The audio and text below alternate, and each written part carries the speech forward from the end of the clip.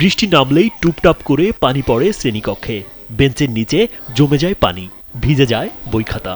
আর গ্রীষ্ম এলেই টিনের চাল যেন আগুন ছড়ায়। অসহনীয় গরমে মাথা ঘুরে যায় কোমলমতি শিক্ষার্থীদের। কেউ কেউ অসুস্থ হয়ে বাড়ি ফেরে। তবুও থেমে থাকে না তাদের স্কুলে আসা, থেমে থাকে না স্বপ্ন দেখার লড়াই। এজন্য কুমিল্লার মনোহরগঞ্জ উপজেলার লৎসর মডেল সরকারি প্রাথমিক বিদ্যালয়ের প্রতিদিনের গল্প। আমাদের স্কুলে বৃষ্টি হলে প্রচুর পানি পড়ে, একদম প্রত্যেকটা ক্লাসরুমে বাচ্চারা এই সাইডে আর বসতেই পারে না, বাচ্চারা পশ্চিম সাইডে আর বসতেই পারে না।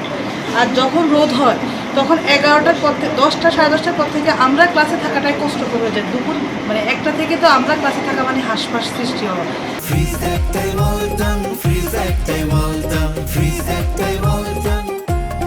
1942 সালে প্রতিষ্ঠিত বিদ্যালয়টি পেরিয়েছে 85 বছরের পথ চলা।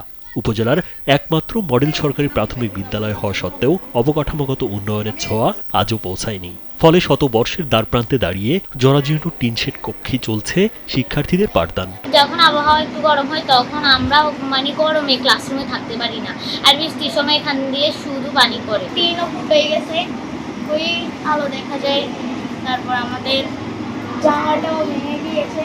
বর্তমানে বিদ্যালয়টিতে 243 জন শিক্ষার্থীকে মাত্র 8 জন শিক্ষক প্রতিদিন প্রতিকূল পরিবেশে পাঠদান করে যাচ্ছেন। শিক্ষার মান ও ফলাফল ভালো হলেও পরিবেশ যেন প্রতিনিয়ত সেই অর্জনের সঙ্গে লড়াই করছে।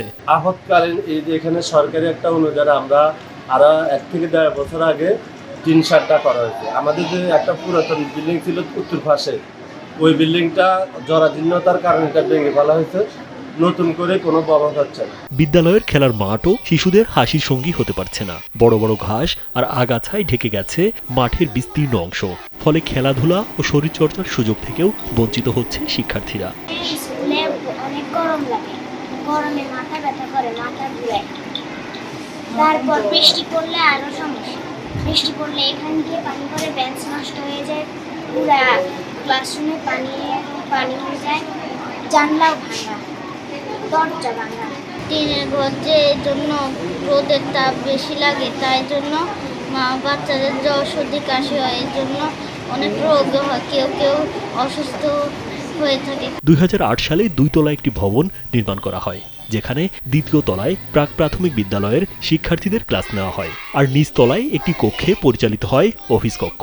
আমাদের বিদ্যালয়টাতে একটা ভবন না থাকার কারণে টিনের ঘরে আমরা স্বাভাবিকভাবে ক্লাস করাচ্ছি, এতে করে আমাদের নানা ধরনের সমস্যা হচ্ছে। 2022 সালে একটি নতুন ভবনের বরাদ্দ এসেছিল, কিন্তু শেষ পর্যন্ত সেই স্বপ্ন বাস্তবে রূপ নেয়নি বলে জানান বিদ্যালয়ের প্রধান শিক্ষক। ভবন না থাকার কারণে আমরা কোনো এই কার্যক্রম তৈরি করতে পারছি এবং ভালোভাবে পাঠদান করতে পারছি না। সেই জন্য আমরা ঊর্ধ্বতন কর্তৃপক্ষ নিয়ে আকুল আবেদন আমাদের একটা সুন্দর ভবন দেওয়ার জন্য।